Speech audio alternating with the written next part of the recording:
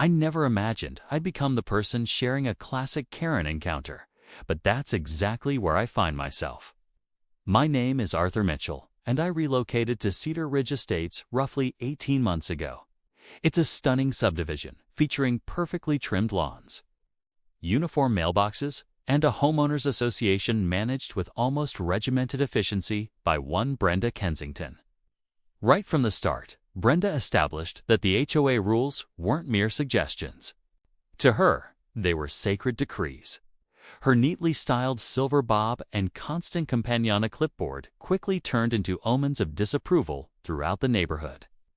My initial clash with Brenda occurred just 3 days after I moved in, when she taped a bright pink violation notice to my front door regarding my trash cans remaining visible from the road 2 hours past pickup. In Section 12.3 of the Community Standards, all refuse containers must be concealed from street view. No later than 5 p.m. on collection day, she had scrawled in remarkably forceful penmanship. I followed the directive, relocating them to my garage. Yet that initial citation apparently marked me as a target in Brenda's eyes. In the months that followed, I was hit with infractions for nearly every conceivable infraction. My lawn grew a mere half-inch beyond the allowed height. My seasonal lights and ornaments appeared 3 days before the designated start of holiday decorating. My vehicle sat in the driveway instead of the garage for an entire day while I sorted out storage items. Every notice arrived accompanied by an in-person lecture from Brenda, who appeared to derive genuine satisfaction from detailing precisely which regulation I'd breached and the escalating penalties I'd incur for ongoing defiance. I attempted a courteous strategy, showing up to HOA gatherings and proposing sensible changes to some of the stricter policies. This only intensified Brenda's obsession with me. During each session, she would cut off my suggestions with, "Having served as president of this association for 8 straight terms, I believe I know what's truly best for our community." Her voice always dripped with that patronizing politeness that caused multiple residents to shift uncomfortably. Matters worsened when I decided to repaint my entrance door. The shade was officially sanctioned Cedar Ridge Estates Regulation Blue No. 4, but Brenda maintained it was, in fact, Regulation Blue No. 5, utterly unsuitable for a door facing north. She convened an urgent HOA session over it. A genuine emergency assembly. It's over a huge difference practically impossible to detect. That's the moment I understood Brenda wasn't simply fond of upholding standards. She craved dominance over every aspect and individual in her surroundings. The serious conflict started last Tuesday with my mother's visit. Mom is 72 and has been dealing with ongoing medical challenges, yet she was determined to drive the 3 hours to tour my new home.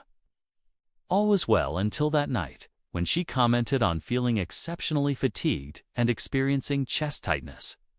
As her color drained and breathing grew labored, I acted immediately. I dialed 911. The operator confirmed responders were en route and instructed me to help her stay calm. I guided her to the couch in the living room so she could rest flat, and I propped open the front door for easy access by the EMTs upon arrival.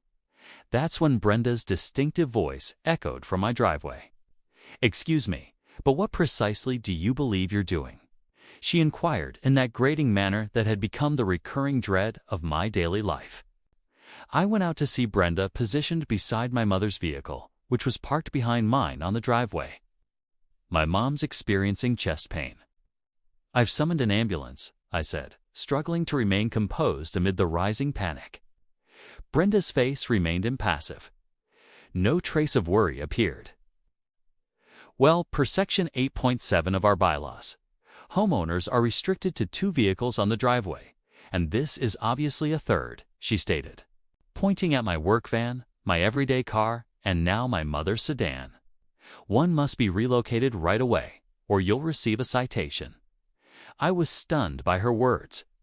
"Brenda, this is a medical emergency. My mother requires help." "Parking can wait." Brenda's gaze sharpened as she retrieved her phone.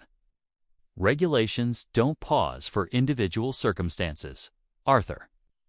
That's precisely why they exist. I'm recording this infraction and a penalty will apply. The longer that extra vehicle stays, the steeper the charge. I was on the verge of replying when the wail of the ambulance grew nearer. A wave of relief hit me. Assistance was moments away. I started heading back indoors to my mother when Brenda's vehicle door shut with force.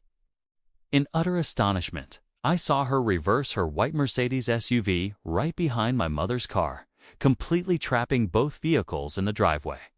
"What are you doing?" I shouted, my composure at last shattering.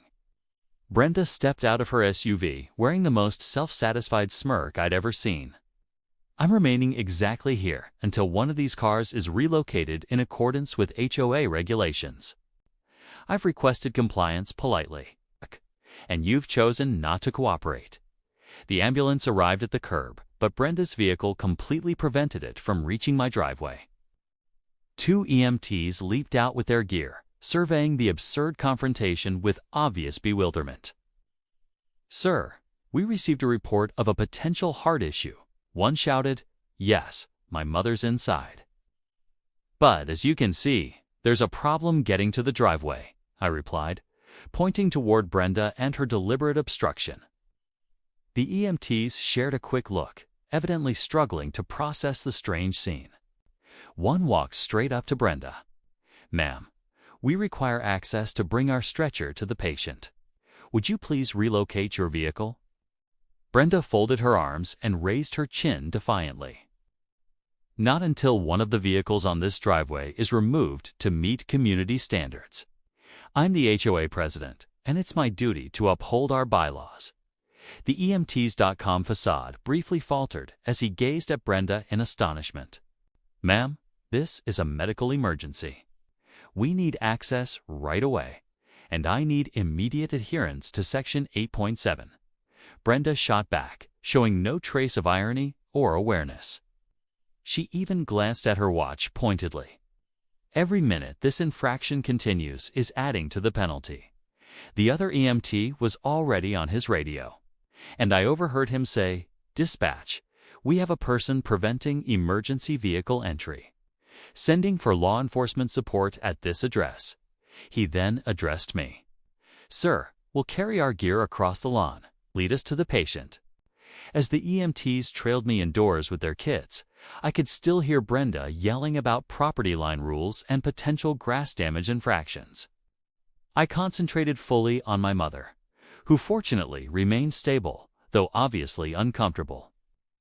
The EMTs started their evaluation right away, checking her vital signs and inquiring about her health background. Through the open entrance, I caught the sound of approaching police sirens. By the time the officers pulled up, the EMTs had concluded that my mother required immediate hospital transport for additional tests. The challenge remained, moving the stretcher to the ambulance while Brenda continued blocking the driveway.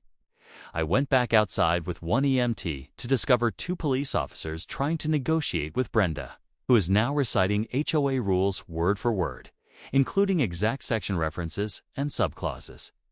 Her tone carried that familiar, self-righteous fury that appeared whenever anyone questioned her.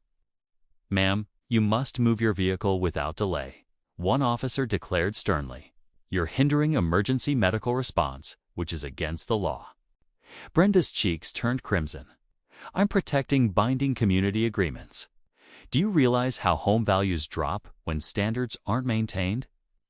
The officer's tolerance was clearly fading. "Ma'am, this is your last chance. Relocate your vehicle now, or you'll be placed under arrest for obstructing emergency services." That's when Brenda committed the error that would ultimately end her HOA dominance. She stared directly at the officer and declared with total assurance, "I will not move until correct HOA procedures are observed. If you want this car relocated, you'll have to submit a written request to the board, which convenes on the first Tuesday of every month." What followed was truly spectacular. The officers shared a brief look, and one promptly produced handcuffs, while the other started reading Miranda rights. Brenda's face shifted from arrogant confidence to pure shock, as the true weight of real legal consequences, not her imagined one, sank in. "You're arresting me?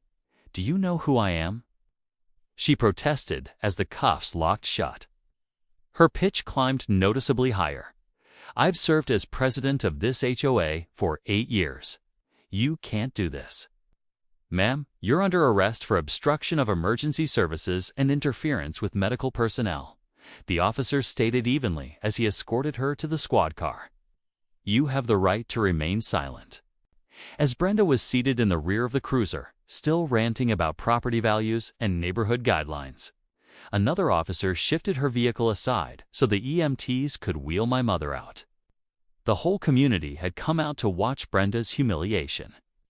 Many residents made no effort to conceal their approval. 3 days afterward, I went to an emergency HOA board session. A legitimate emergency this time. Brenda's behavior had hit the local news, including body cam video of her declining to move while EMTs attempted to treat a patient.